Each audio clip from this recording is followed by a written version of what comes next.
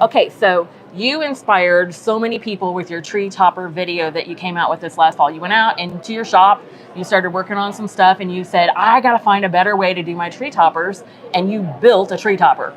I did, because I like to put unusual things at the top of the tree. And for years we've done the star or an angel, but the angel was always made with like a cone or something where you can just set it on the top of the tree.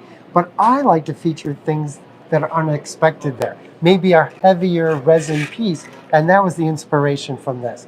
And my first prototypes, I did it with PVC piping and a plastic plate.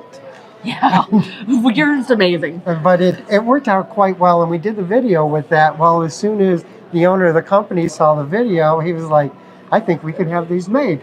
Woo-hoo! So called our metal factories and got a prototype started. We have it in the single version, and then the triple, as you can see here. It's done in the black finish and the white.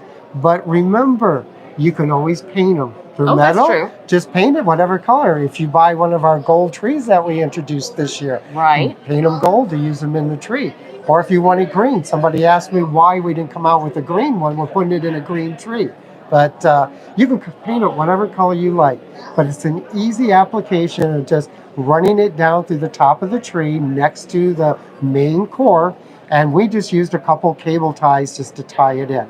It gives you a beautiful platform or a plate at the top that you can rest any figurine, maybe it's an angel or anything else on there. Now, one more thing that Avery's probably going to show you is that you did make it square, and that's because when you're zip tying it to the trunk of the tree, it holds better. Yes, that way it won't rotate and spin on you. So I saw a lady in Atlanta, and she was holding the tree topper, and she was looking at it up in the tree, like there's one right here in this Aurora tree, and I know she was trying to figure out how to slide that down and attach it to the branch or the main trunk of the tree. Yes, it's just right down next to it, not over it.